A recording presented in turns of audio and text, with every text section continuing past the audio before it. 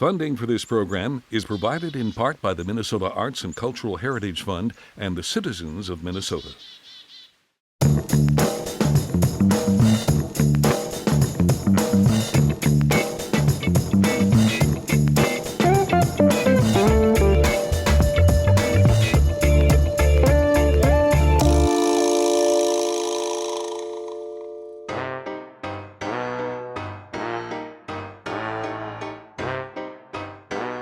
I'm Danielle with Our Town Podcast, KSMQ Public Television. This podcast shares about events, businesses, organizations, and other happenings across Rochester. You might notice that today I'm kind of wearing some workout gear. That means that we have Sylwia Oliver from 125 Live today here with us, and we're going to catch up with her to find out how things are going with 125 Live and all the cool happenings occurring now that the pandemic has stabilized a bit, I think. So, Sylwia, welcome. Well, thank you so much for having me, everyone. Danielle, I'm looking forward to telling you how 125 Live is doing. All right. Are you going to make me work out while we're doing this podcast? I should, as long as you have like really heavy dumbbells. Okay. Yes. They're actually downstairs, which is a good excuse. I should also note that Amarachi is here today with me too. She's going to ask a few questions. Yes. Thank you for the introduction, Danielle. Yes, of course. Okay, so here we go. Sylwia, give us an update on where are things at with 125 Live since Governor Walz has kind of lifted some of the restrictions. How are things going? 125 Live is doing fine. Obviously, there was a lot of challenges that face us during the pandemic, but I think overall I should not complain. There is currently 50% capacity, which I don't think we ever reach. I think people are very reasonable. We still provide programming online for those people who do not feel secure enough to come inside of the building. But what we see in the last few months is that people got their vaccination, the second shot, and they slowly but surely are making their appearance back to 125 Live. And we just want to welcome them, and we are happy to see them. Nothing brings me more joy than suddenly seeing members who I did not see for about a year. And, they're here walking around saying, hey, it's so good to see you. I'm so glad to be back. I feel like I got my vaccination. I'm happy to be back. I need to come back and need to look after my own health. I need to reconnect with some of my friends. So from that perspective, we are definitely doing fantastic. Obviously, there's challenges that comes with COVID-19. Restrictions. One of those biggest challenges is pool.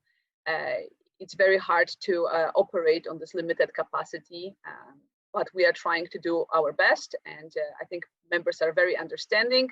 They understand that we have spots, you have to sign up. We need the sign-up sheets in order to track if something would happen, which thankfully nothing happened yet, knock on wood. Yay. So we are, we obviously are quite blessed with having very reasonable and very smart members who just know that we need to do all those things in order to stay safe and in order to operate our business successfully. Sylwia, you have been an advocate for that safety and trying to make sure that you're meeting the needs, of your patrons at that location. The dividers are still up, correct? And all that good stuff on the equipment. Folks can come in and exercise safely. What else is being done right now to encourage that in-person engagement?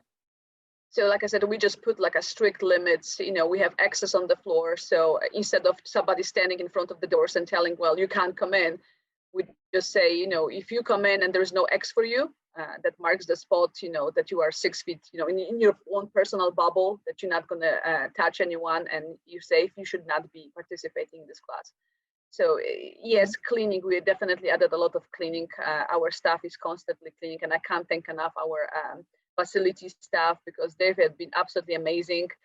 They're working nonstop to making sure that every space is cleaned several times a day. There is obviously HVAC system, which again, this is something that we are very blessed to have such a new building that we are able to put this air rotation on such a high settings that, that air is just being sucked up with such a speed and then recirculated. Equipment is spread apart. We spread up the equipment throughout the facility. We turn one of the social gatherings room into a fitness room. So we're trying to do absolutely everything humanly possible to make sure that our members feel safe in here. We still sort of don't allow eating and drinking, even though some members do. We find them a space whenever they can do it safely, where they can take off their masks and there is nobody in proximity. But all those gathering spaces that used to be famous for that you can come in and eat your lunch with your friends, they have been currently enclosed.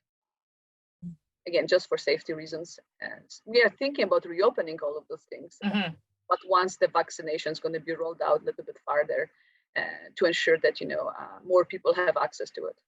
Now, lots of organizations and businesses are starting to slowly ramp up their programming again. Are you at that point? And if so, what programming is being offered as you do a slow rollout?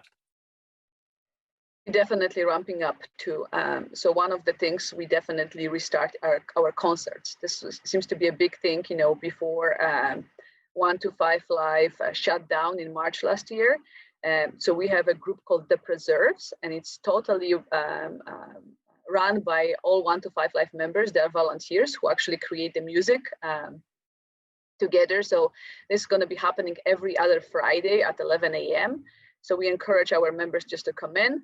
This Friday, we're actually going to have a special craft, Easter craft, which it's totally Polish. So it's really funny. I will have to explain this to them how to do it. And I have some goodies for them. So once we're going to do an egg craft, they're going to be hitting their eggs. And whoever has the strongest egg, they're going to actually win some merchandise, 1 to 5 Live merchandise. So, a lot of fun and games. We also purchased a lot of new fitness equipment. Our members have been asking us for rowing classes. So we've added them to our fitness schedule. We also purchased Pilates reformer equipment. That's another big request from our members, and that's going to be available pretty soon. Walking club, as the weather improves on a daily basis, people would love to be outside and just enjoy the weather. So we've been keep adding walking clubs. We have more aqua classes. We added Tai Chi classes. And on top of that, all the fun stuff, like ladies' night out. I want to do that one. It's actually pottery studio. Yeah, so it's going to be fun. It's introducing people who never had a chance to do anything from clay to, socialize and, meet maybe new people who would never met on regular circumstances. And pool party too. That's another really fun one. Where people can enjoy different games and activities in the pool. That all sounds really, really fun. And I was wondering, how has people's reaction been? Because I know you mentioned earlier that at first we're all feeling so weird about coming outside after the pandemic, being in crowded spaces. So how has the customers been so far? That's an excellent question. They definitely want to be back, but I think it's a lot of issues that we have been isolated for. Well, they have been isolated for about a year. So I think it's almost, you have to, that you are safe, you got your vaccinations, that, we have not had cases, but you need to sort of fight yourself to say, it's okay for me to venture out. It's okay for me to do those things. So we see a lot of members who are very apprehensive, and, they may be coming in for a very short period of time, and then they come back the next day and say, okay, I'm willing to be here 10 minutes longer. So it is quite sweet. And, we know that last year they loved the outdoor classes, and some of them did not feel secure enough to come back indoors, which we totally understand, hence the Zoom classes. But as we go along, we will definitely have so much more opportunities. And health fair, that's another big thing that we are trying to push, which is the Olmsted County Public Health, University of Minnesota Extension Office, and 1 to 5 Live. We all partnered to create this special event, and we want to do false prevention screenings for anyone 65 and over. We want to also talk about the safety of vaccinations. So this event is going to be on April 25th, and we just hope for like a big turnover. We're going to have some drive-in events. And those, again, maybe going to be for members and community who are still not feeling secure enough to come inside of the building. So we just want to invite them and think you can still do fun things, in the safety of your vehicle. You don't have to come into the enclosed spaces. What are some things that you're doing now that you think you're going to keep? So, are you going to continue to offer those online courses and those sorts of things? That's an interesting question. We actually constantly having this discussion back and forth with my staff. I think we're going to do it for the next few months, but eventually I think we want to stop them. And this is to encourage and sort of push our members to say the vaccination have been rolled out. It's time to slowly but surely venture out. Maybe it has to be, a few minutes outdoors. Maybe it has to be a few minutes indoors, but our goal is to encourage them to say, yes, you got your vaccination, please come in. That's not to punish anyone, it's just to simply encourage the socializing in person, because that's what we are. We 1 to 5 Life it's this community center whenever we want to get people together. It's not all about exercise, it's about making connections. So it's very hard to keep this connection whenever you're on the Zoom or the other person is on the Zoom. Well, there's a lot of effort that's put into doing that hybrid model in person and also, online. So you can certainly understand, if things would pivot and change. I know that mental health and that social engagement is so important to you. How can we keep our community engaged in their health and well-being?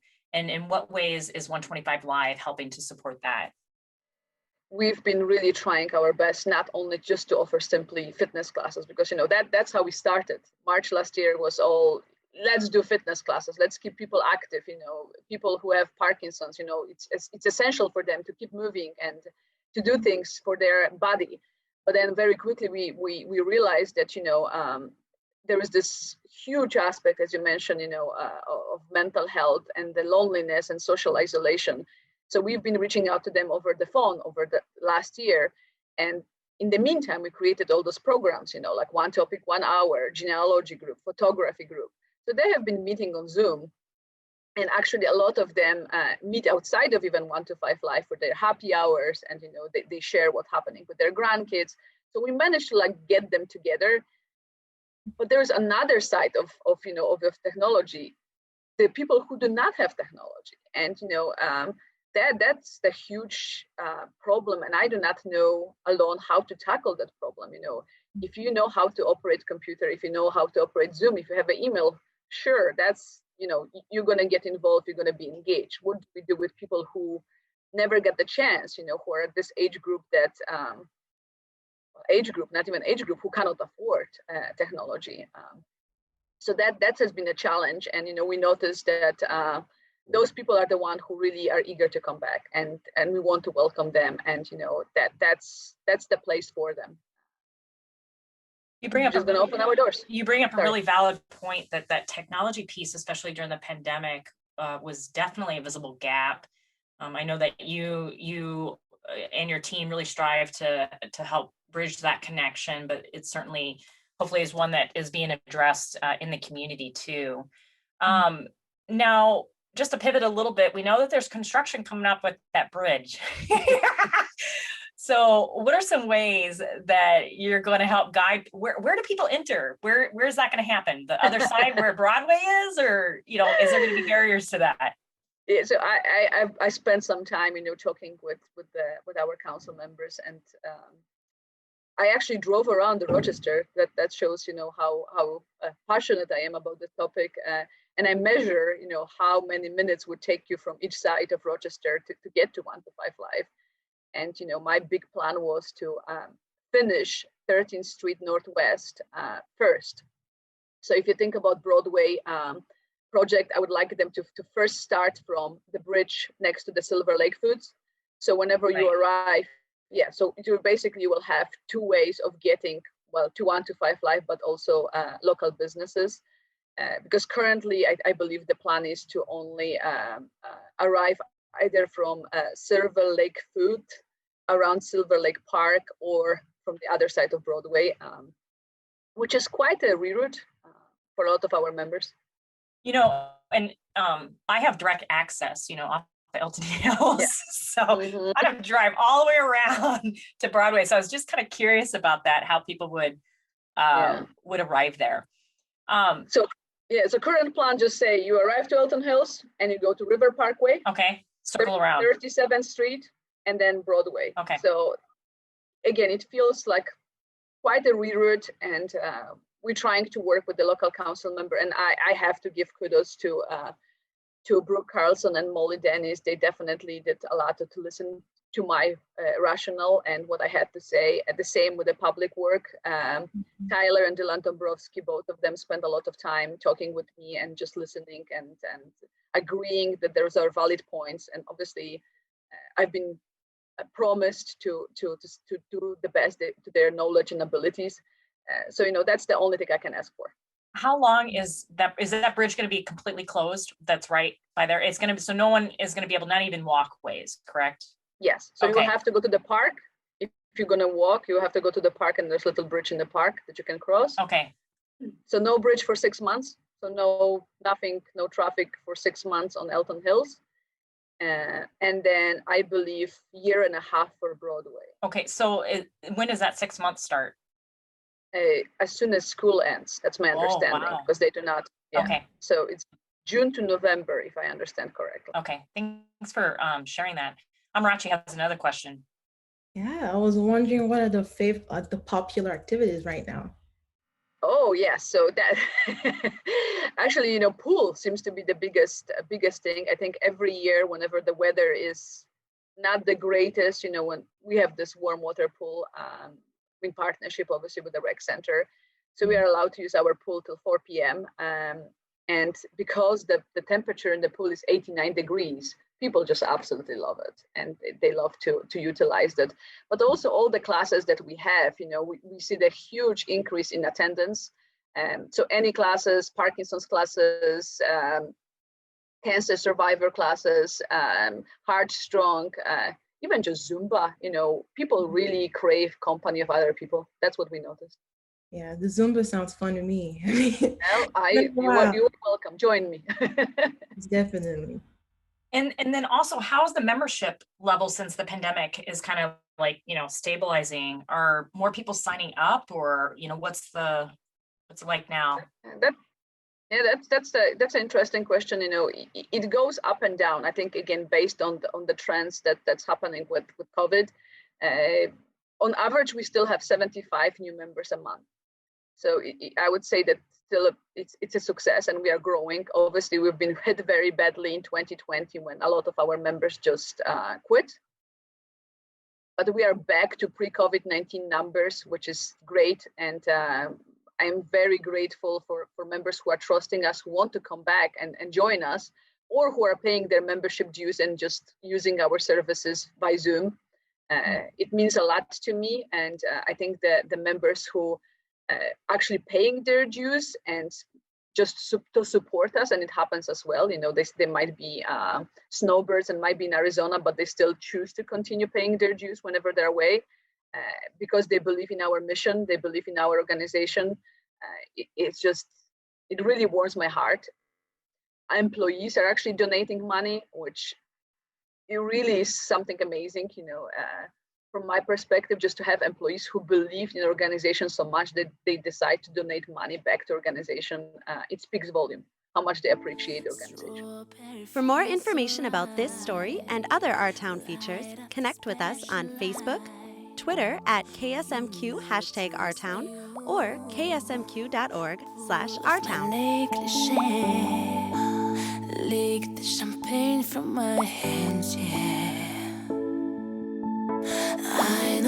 Hi, this is Michael Wojak with your Our Town Rundown. A whole lot going on in the community. The Planning and Zoning Commission recently approved a redevelopment plan for parts of the near southeast Rochester. This includes the former Kmart site, a number of surface parking lots, and empty industrial buildings. This used to be an amazing Rochester neighborhood before it was torn out for some of these facilities. It's exciting that we have the opportunity to go back for that. Expect a lot of housing, mixed uses, and green space along the river, creating a beautiful transition from the Sunnyside and Slattery Park neighborhoods into downtown. That's been missing for generations, and we have the opportunity to bring it back. This is going to go before the City Council on April 19th.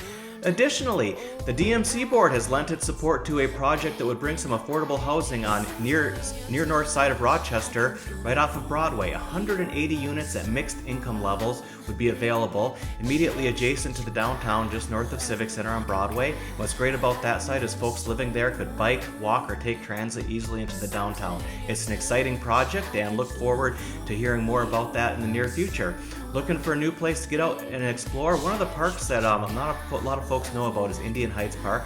I recommend you go up there for a short little hike. You get some beautiful views of the city, see some of the work that's being done in restoring the ecosystem there as well. April 10th, the Rochester Arts Center is going to be having their spring open house. Go there, check it out. Check out one of the beautiful architectural buildings we have here in the city of Rochester. Additionally, Fiddlehead downtown has reopened, and with that comes back some live music. On April 3rd, Jeremy Jewell will be performing there. When it comes to local food and beverage, Fiddlehead's one of my favorite places. I recommend you try the chai there, one of my favorite drinks to get at Fiddlehead. That's just a little bit of what's going on. Look forward to catching up with you next time. That's amazing. Now, I think there's some confusion in the community on how the city supports 125 Live. Can you share a little bit about that? Because you and I had conversation. I thought it was like the Rochester Civic Theater, and that sort of thing. How is that? What is that relationship like? And then how are you able to, sustain 125 Live? Because I know you work hard to make sure that, it's taken care of. A perfect question, because I just wrote the survey question, because I had this question that comes a lot. So just to give you the overview, city provided the building. So the shell of 125 Live is provided by the city. Previous executive director Sally Gallagher, I believe, she brought the project, and we won the sales tax extension. People of Rochester voted. There was a referendum, and they wanted 125 Live to came to be. So yes, there was a lot of controversy, I believe, at the beginning, because the project was much more expensive than initially thought. But anyway, 125 Live was created, built by the city, but everything inside of this building belongs to 125 Live. So we refurbished this, all the equipment is ours, all the furnitures, we provide all the programming. So city supports our mission by paying utility bills, and in 2020, I just checked that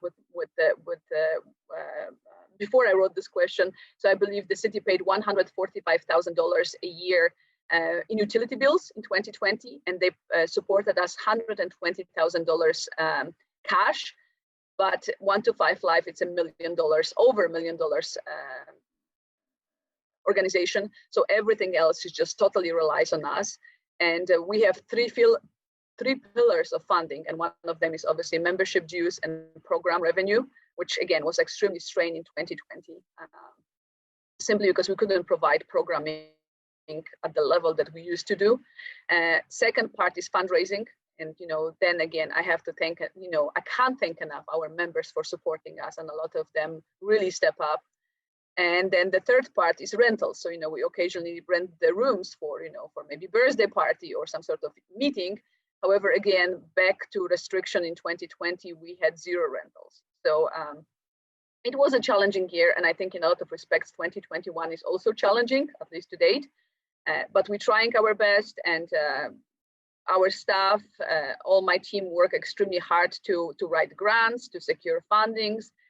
The local banks, local organizations have been helping us, supporting and paying and sponsoring our drive-in movies, our program for feeding the seniors. We want few grants from Rochester Area Foundation. We want the grant from Southeastern Agency Area on Aging for a federal grant to support meals for seniors. So all those things, counted for something. We were able to keep ourselves active and engaged throughout 2020. So I still say that, 125 Live came out from this pandemic, well, so far, okay. And I think we're going to be okay. And we're going to be okay because we have wonderful staff, wonderful volunteers, and really loyal members. And that's just amazing for me. That is amazing. Amar actually has another question. Yeah. Sure. Well, one thing we know is that this pandemic did expose some of the gaps we have, like in our current healthcare system or like our nation at large. So I was wondering, like with 125 Live, What kind of gaps did you guys see, and how did you guys address it? Yeah, I definitely did see gaps, particularly with technology, as we addressed before. We actually had a group of engaged volunteers at 125 Live. They called themselves 125 Live TechMates, and they made themselves available to the whole community for a technical help for anyone who had any questions. So, if the kids had a question about their computer, they would answer this. They would help seniors whenever they purchased their first laptop. They would spend times and hours on the phone explaining them how to use the Zoom, how to use Skype, how to use Facebook, how to connect with their family. So that was definitely a huge gap, the access to technology. Mm-hmm. Another big gap that we saw here was people who needed specialty fitness classes. I think the Parkinson's was the most prominent one. We know the Parkinson's classes, Power and Rocksteady, are the evidence-based classes. We see that people who come to our classes are doing much better if they box or participate in those power classes. Their symptoms improve. So whenever we shut down, that was a huge hit. We got a lot of emails from and phone calls from worried spouses saying, you have to open up. You have to help us. We see the decline in the health. Or another example, I just had surgery. I need to come to your pool, and I need physical therapy, or I need to use your new step machines, because if I'm not going to do all those exercises the doctor prescribed to me, I'm going to have another surgery, or I will not recover. So there was quite a bit of a pressure that we felt that we were under. But again, there was nothing I could do about it.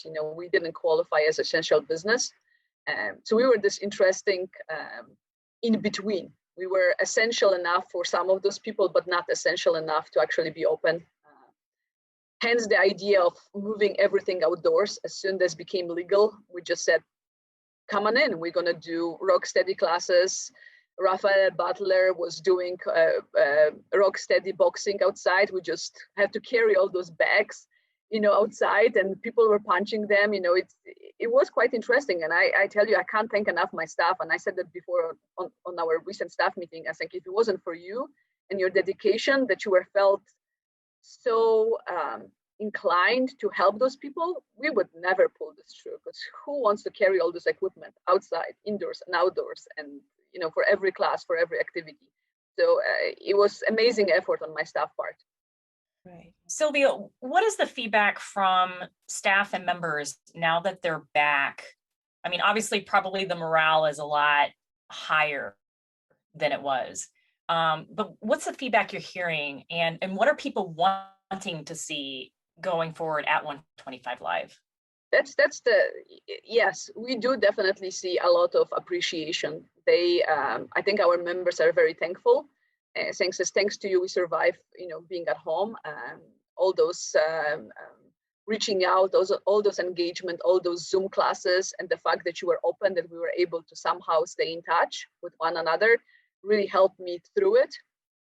But interesting thing that I noticed recently is that I see a lot of members, they got their vaccinations and they would like things to come back to pre-2020. But I don't think we are at that stage, even though I think there was a bit of a confusion also about the CDC recommendation about the face masks. We had to clarify that too. I think says, yes, we understand that CDC says that if you are fully vaccinated, you don't have to wear a face mask around the people who also had vaccinations. But we still have the face mask laws imposed on us, and I will not be walking around and checking who got vaccination and who will not. So there was a lot of discussions. Says, yes, we understand the CDC recommendation, but it's also law that you have to wear a face mask.